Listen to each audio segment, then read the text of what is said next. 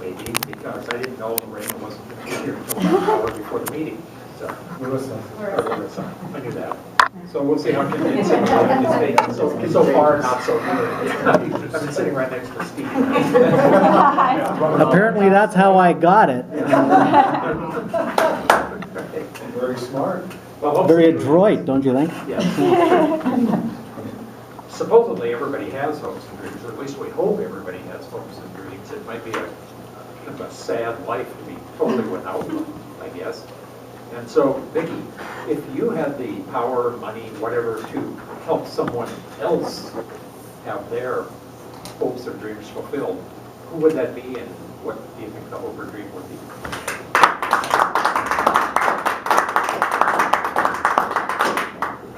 Thank you very much, Mr. Tabletopix Master, fellow Toastmasters. Very interesting that you should ask me that. Hopes and dreams are something that I have always inspired to have.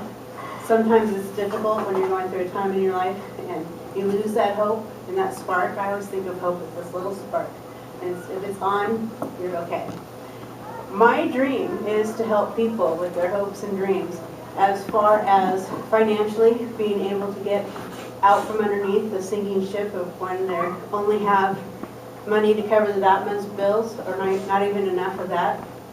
Right now, in my profession, I'm able to help them through tax planning, and when they get a big refund, I try and counsel them to show them how to get ahead, what they can do. But I want to further give them the hope to where they can see that there is a light at the end of the tunnel, that that little spark of hope is actually a flame over there that we can see. So I don't want to just help one person with their hopes and dreams. I hope to help lots of people with their hopes and dreams. And one way is through Toastmasters, learning how to convey my message to people. Thank you very much.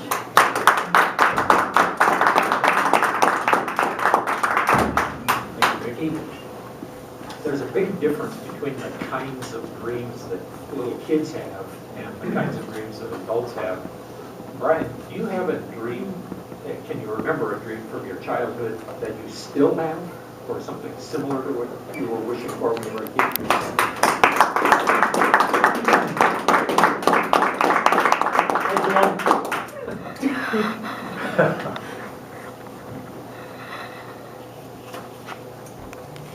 When I was growing up, Matchbox cars and Hot Wheels cars was the thing. I had hundreds of them. But I have them all out of the package. People now collect them, and if I had been smart back then, I would have left them in the package, but that's hindsight. So I always wanted a muscle car. And a dream of mine still to have a 1969 midnight blue Chevy Camaro. Will it ever happen? I sure hope so. I still have that Matchbox car, plus some others that I'll probably never have.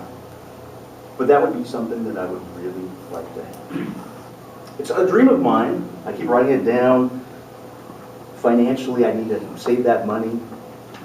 Maybe go to automotive school and learn about things. So maybe I get one for cheap and just restore it. Or I could find one online.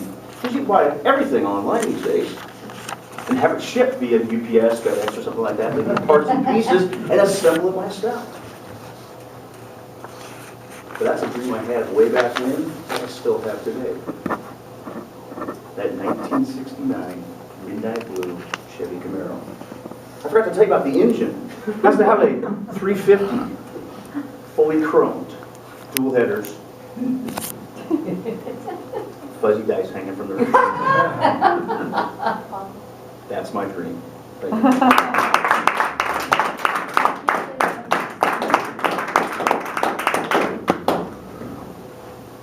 Okay, Eric, here's a tricky one for you. Is there a difference between hopes and dreams in the sense of making them come true, or I guess any other one you want to throw?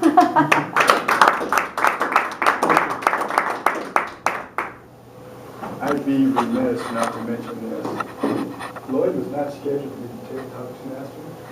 I only need to step in. He's doing this for me.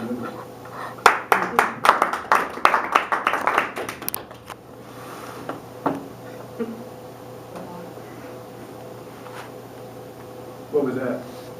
Robot, maybe? Terminate. A droid. A white guy dancing. A droid.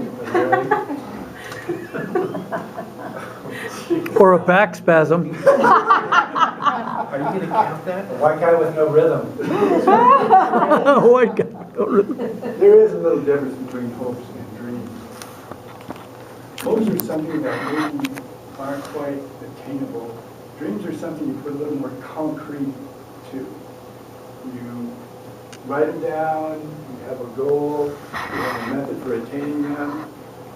Hopes aren't really that concrete. It's something that's kind of out there, it's a little bit of air. One of my hopes and dreams is there seems to be just a little bit of disconnect between who can really achieve in life and who cannot. And I would like to, in my retirement, ask school teachers for a list of kids that are right there. Their parents just don't quite have the means, maybe not quite the education, but there are kids that have this spark and have this drive, but they don't quite have the money, or they don't quite have the mentor to get them over the top, and it would just take a little bit. And I would like to be part of that program.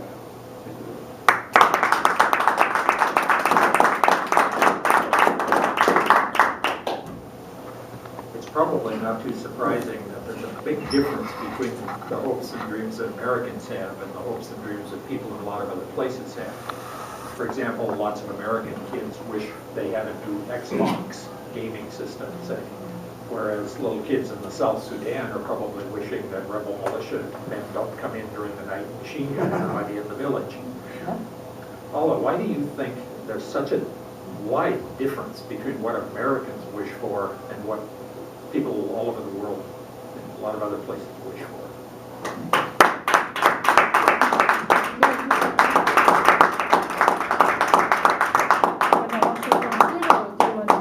Pardon me? Can I answer from Hero? Would you Okay, like- come on. Gotta You have to come come up. Well,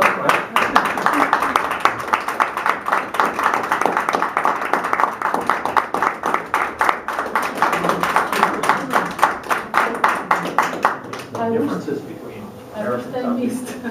others. Well, I think actually all desires and hopes and dreams are the same all over the world. Because we all have families, we love our children and pray and wish the best for our children. We want them to achieve success. And it's not about things, because things satisfy us only for a short time. And then, especially children, who get so many things, they just throw them away and don't appreciate it. And through difficulties, actually, I don't know what's the difference, how to describe the difference.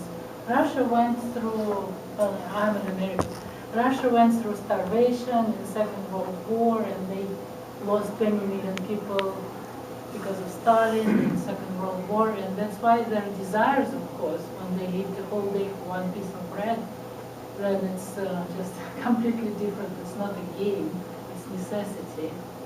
But now kids are the same, like here, they want games, and as many games as they can, they play computers, and I think they're spoiled, our kids, but it's totally irrelevant. And I always thought that Americans were very much spoiled when I came 20 years ago, because they didn't have any difficulties really, as I say, starvation and all the things. But when 9/11 came and I saw the country, I was just stunned. I became American citizen before, but my heart was there. I always say this: your country is like a dead relative. You remember only good things. And when our Americans turned their beautiful side and they helped each other, and there's a line of women bringing underwear to firefighters and free restaurants, and I even now have good bucks.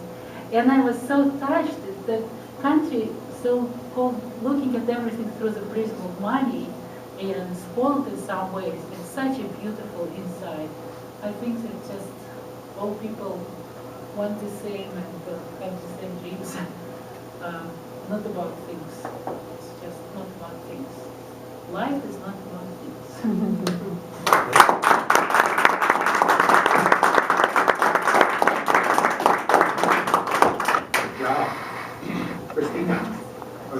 a study on, I think it was Scientific American Online today, and they were talking about dreams, meaning literally dreams. And it turns out, for some reason, women are about 6 times more likely to be able to remember their dreams than men are when they wake up in the morning.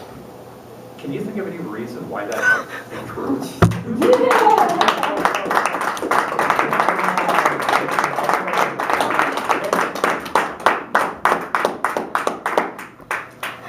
Be careful.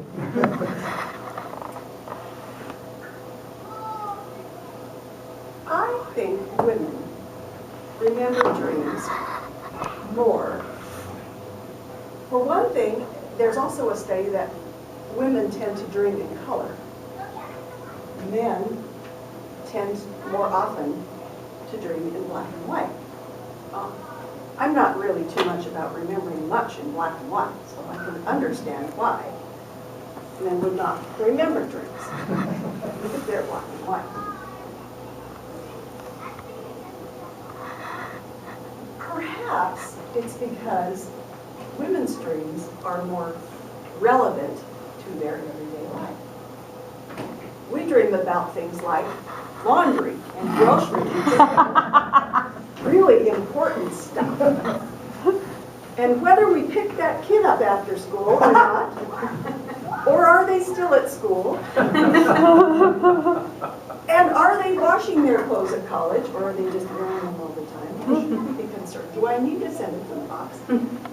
See, women dream about relevant things. I don't know what men dream about because we just have never really talked about that. I'll have to do a study. Maybe we can do a study here and find out what men dream about. For women, it's those everyday things that keep coming back. We relive them at night, and we live them during the day. It's not bad. Keep them all way up.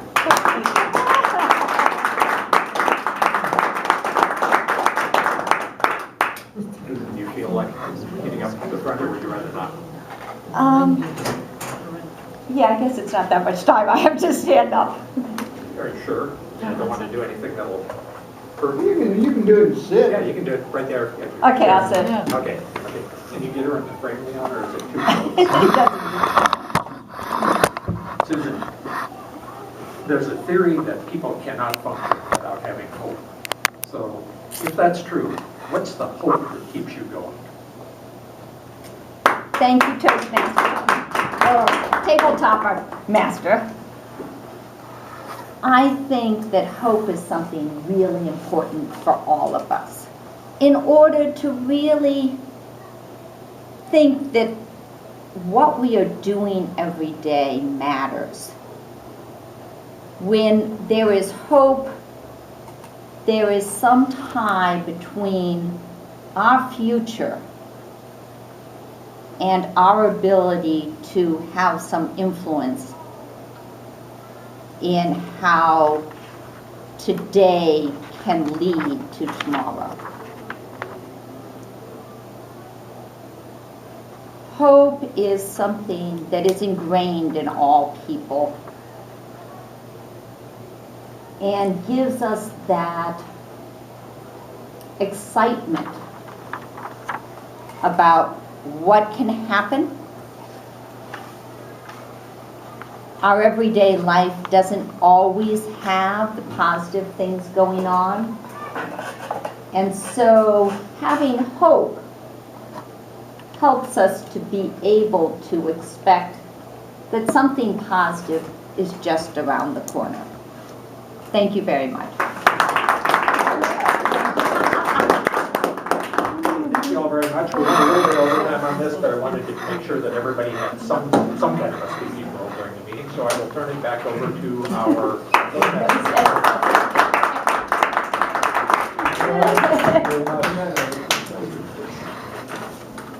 At this point, my duties are complete, and I would like to introduce to you Bobby Brown.